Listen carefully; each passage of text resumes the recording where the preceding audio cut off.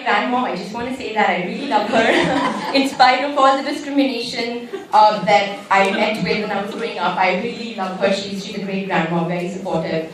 I think this movie is for a lot of Indian people because the obsession with light skin is definitely prevalent even in the year 2015. And I think this is just my small way of just showing people that you need to be comfortable with who you are and embrace yourself. And I think through the course of this documentary, I definitely managed to do that. So I hope it resonates with people. I know it's also not just an issue with the Indian community. I know it's also an issue with people of color in general. I know that it's also prevalent in the Black community, in Dominican Republic. It's everywhere. So I believe this is a very important issue, and I'm happy that I was able to make a personal documentary about this and document my own journey. Any questions? Yeah, really. So going back and telling, I guess, your friends and your peers and even your cousin that you were working on this documentary, I'm just curious what kinds of reactions you got from, I guess, like women our age, that this is something that you're approaching.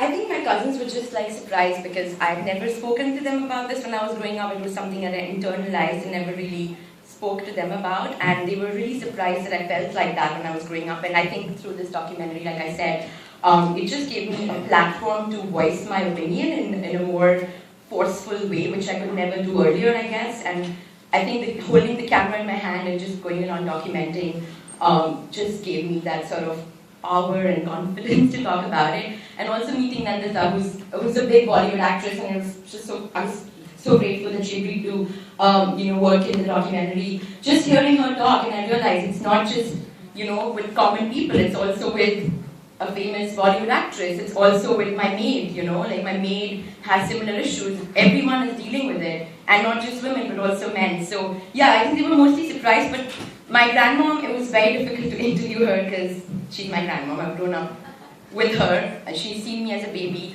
I think first time when I tried to interview her was just so difficult. I would argue that it's sort of easier to interview people you're not, close to.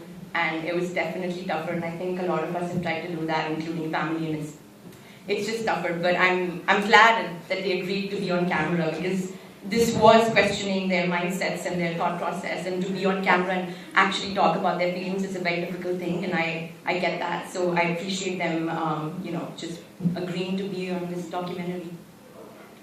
David? Yeah, I just wonder how this issue follows with such a large Indian American community in the United States.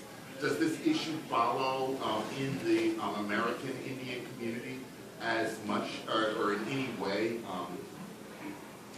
I've spoken with my friends here who are Indian Americans, and it crosses all boundaries and borders and cultures. It's prevalent, it's just ingrained in the mindset of the people. If you're not white, you're not beautiful. And I think everyone is trying to be white, no matter where they're living. If they're not white, they just want to be white. And it's everywhere. It's even, I've seen that even here with my Indian American friends. Khadija. So at some point you mentioned that the British and they colonized India and they were looked at as conquerors. So is this attitude toward lighter skin being better, more powerful, can it be traced back just to the British, or is it older? When did that start? So if you hear what Radhika, the expert, talks about, it's not just colonialism. It's very unfair to just put it all on colonialism, British people ruling us. It's just deeply ingrained even with the caste and the class system that exists in India that dates back even before we were colonized as a country. So I think it's like a lot of factors intertwined, and then that's how it sort of manifests itself into the society. Brittany. How was it getting access to the Bollywood actors? You had trouble finding people to talk about this, right? Would you talk about that? Sure, yeah. I went to Mumbai and I was there for the course of the entire summer last year, and I had a lot of people that I was trying to get in touch with who would feature in my documentary, but people backed out, no one wanted to speak about it because it's obviously something so personal and no one wants to be on camera. Getting access to the Bollywood actress was not very difficult. Thanks to NYU Journalism School, there is a professor in the journalism school who is a very famous Indian author, and he knew Nandita personally, and I had reached out to him, and then I reached out to Nandita. It was very smooth, and she was so nice and down to earth to speak with. Yeah. One last question. Yeah. The comedian, what was his name, and is he based in New York?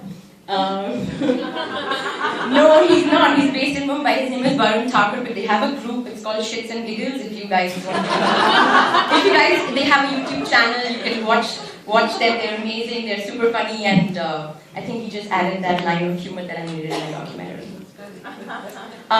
So I just want to do a quick round of thank yous. I want to thank Perry. I don't think she's here anymore, but the opening of my documentary was this essay that I wrote for my personal essay class. And that's a class I took in the spring of last year, and it sort of helped me look within myself and do this whole soul searching, and that's how I came up with the opening, and thankfully have the footage for it. Of course, Masha, I have picked at her brain a lot during the course of this documentary. She's been very patient, so thank you so much. I want to thank my dad, who's traveled all the way from India.